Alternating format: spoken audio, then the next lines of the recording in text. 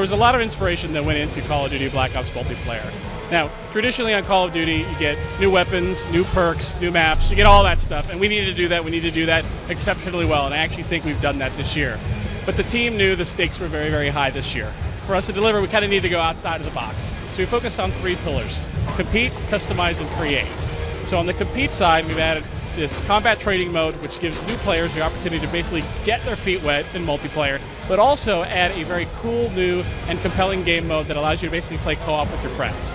The other thing we did was add Wager Match, which basically takes this idea of a Call of Duty currency that we've introduced and allows you to put it on the line to earn more currency, or, unfortunately, lose it. It's a very fun game mode. I think for my guys that play it and me, it's probably the biggest adrenaline rush that you actually get, and it's a lot of fun. So that's the compete side.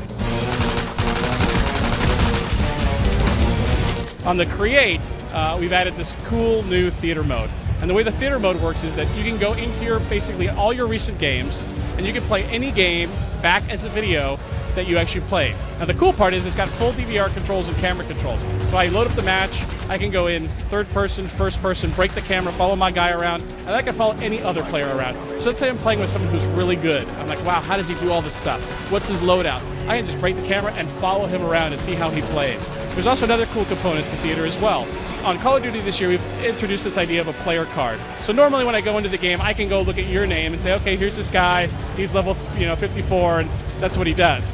Now think of it as your Call of Duty baseball card.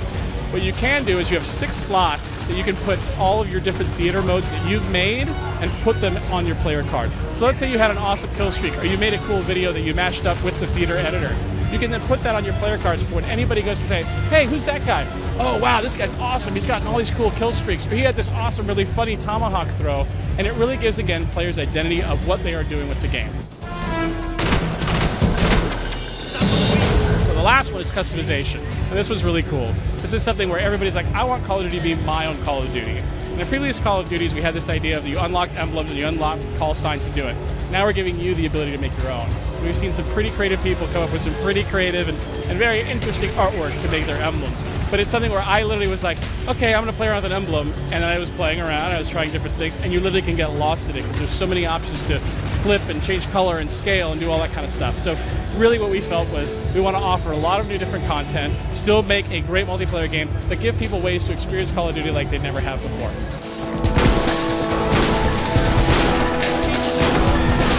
Combat training was actually something, as they mentioned, was a development tool that actually to see how multiplayer worked, how the enemies, how things were behaving within the world. Now the way that it works is that there's different levels within combat training. So at beginner level, the AI is going to move a little bit slower, give you a basic idea of like, okay, this is how my guns work. I want to get familiarity with the map. I don't know what a Willy Pete is or what a flashbang is. And you can just try those out. So it's really this idea of creating this environment where it's safe for you to play and get your bearings. Now, as you actually level up, or actually change the difficulty level in combat training, it's actually a great warm-up, at least for me. Before I go online, I always take about 1 or 2 matches to kind of get my bearings and everything ready, and that's one of the things that combat training can do. Now, the other cool thing about combat training, it's really a co-op mode. So you and I could be over at my house, we could play combat training together. If you're over at your place, we have a bunch of other friends together, we can jump on and literally play combat training. We could play.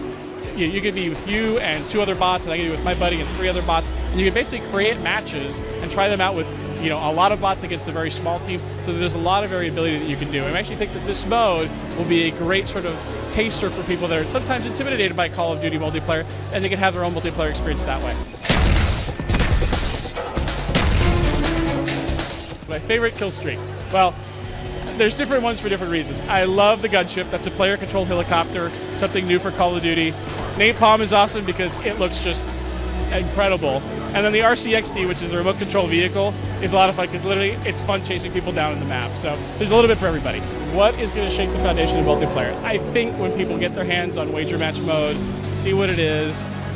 We've added these 4 new game modes within Wager Match. We actually think people are going to go, wow, it's so basic, but it's so much fun, and that's one of the things that me and my team play all the time.